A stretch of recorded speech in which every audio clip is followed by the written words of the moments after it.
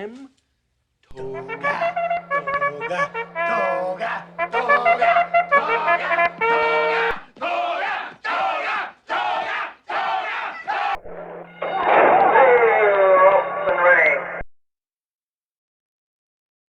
Hello and welcome to Billy Ho Sports. Once again, more Travers Day content. Today we're going to take a look at the late pick 5. Be sure to check out all my other videos content for the Travers. I got previews. I've got separate stakes race handicapping, all kinds of stuff for the undercard races. Also a blog site, billyhosports.com/blog, where I'll be posting articles in the future. I got the first 2 out for Travers Week and a couple of posts already. So it's just in its infant stages, but give it a look if you'd like. Link will be in the description. Make sure you subscribe to the channel. I appreciate it very much. Smash that like, leave a comment. Let's go. So anyway, for the pick 5, the Jerkins is race 9. That's the first leg. Ballerina is race 10. Second leg, Sword Dancer is race 11. And we're looking now at the Travers, which is leg 12. And then we have race 13, which is just the finishing card. I believe that's like a inner turf race. Now there is weather looming, so I'm not really sure what the turf, whether they're going to be on or off the turf. So keep that in mind. Rain in the forecast the next couple of days off and on. So that's something to be mindful of. Now, what I'm going to do before we actually get to the pick 5 is just go over a little bit of handicapping on this Travers, because I didn't really do anything like this because the preview video, we didn't have really past performances. So I just wanted to skim over these. We all know these. You can pull past performances from the Belmont, the Haskell, the Dandy, any one of these, and just see most of these races, honestly. And we all kind of know what happens if you follow this stuff, like in the Jim Dandy for Forte.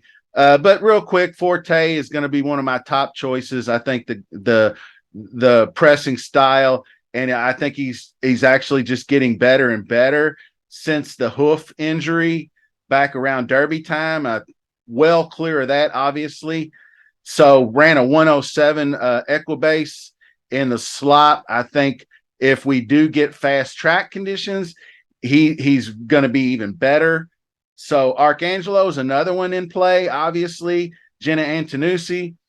Javier Castellano is going to ride, moving over from Mage. So there is a little bit of jockey switching going on.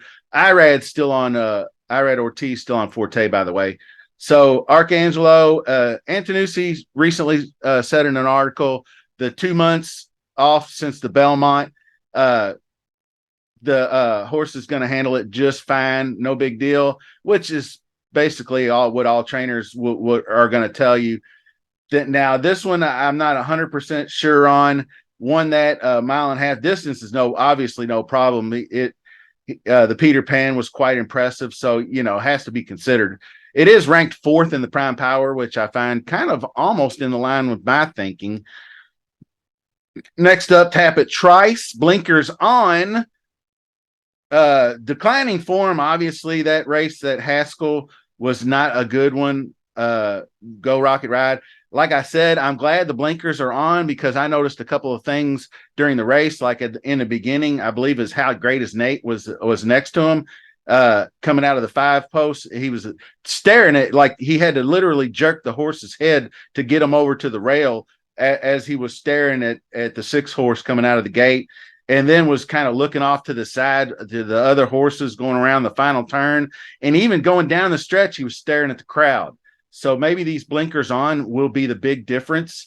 I really hope so, because I've been on this horse since the Kentucky Derby, since I saw him in the Bluegrass, honestly.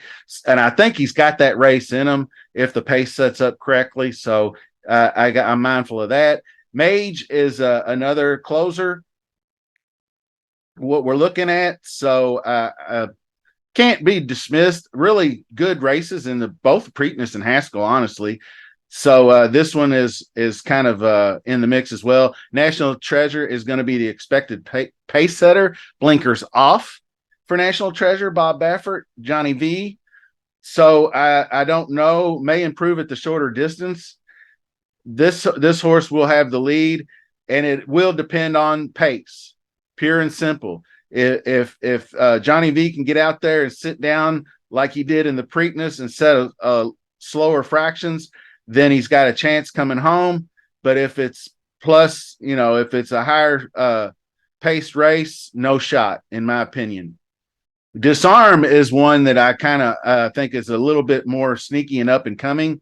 Been mostly grade 2, grade 3 successes, but also ran quite well along the Derby trail. I mean, second place to Kings Barnes, who was everybody's wise guy type horse in the Derby in the Louisiana, then ran the grade 3 Lexington and ran that third place to get into the Derby to be eligible. Ran a very solid fourth inside outside, being bumped, through traffic, and then won the Matt Win, ran down verifying. So tough enough for me. I like this horse. I think it's going to be included in my exotics. Now, the last one is Scotland, which is the relatively unknown, unraced at 2, as was Mage, but only has the 4 lifetime starts and has won 3 out of 4, lost the only one race by a nose, and has moved up, but has yet to taste graded stakes competition. Won this Curlin listed stakes is the best effort. So this one, grade 1 company, I could see it running in other races or grade 2 very well. It's going to be really a tall order for this Good Magic son, but I like him. Could surprise. Now, what I want to do is go over here and look at what I've got going on. I believe this one is my pick 5, and this one was just $1 trifecta, and I believe I'm going to box the 1, 3, 4, 6. Sounds kind of odd. I'm throwing out, or I'm leaving out Archangelo and National Treasure and Scotland, but I think the 1 is Forte, who's my favorite to win. Number 3 is Tapit Trice, who I think can run hard with the blinkers added on. The 4 is Mage, I think, who people might be just sleeping on a little bit since it didn't win the Preakness or the Belmont, but strong contender, will be moving down the stretch. And 6, Disarm, I'm just hoping that his closing style can pick up some pieces and maybe even surprise us all. So that's what I've got for the Travers. And then to finalize things is going to be this pick 5. And I apologize, I probably won't have the names of the horses for all these, but we're going to start with this one is going to be race 9. And race 9, I've got a 4, 5, 6. And then the 6 is the single. I believe that's Echo Zulu. In the 10th, the Ballerina. And then the 11th, I have 1, 2, 5, 6, 7. The 12th is the Travers, and I have 1, 3, 4, 6. And then race 13 is going to be this turf. And it's kind of wide open, so I spread it very heavily. I went 1, 2, 3. 1 is a coupled entry. I do know that. That's a Chad Brown horse, so I have to include that. So you're getting an extra horse kind of. So you got 1, 2, 3, 5, 8, and 11. And I basically went with trainers that I like, Brendan Walsh, things of that nature on the turf. So there you have it. This is going to be a pick 5 shot. It's just for fun and just to get us looking at these horse races, taking different betting angles. So I hope you enjoyed it. And leave a comment below. Let me know what you think about the whole setup there. And we'll see you soon. Thanks for watching.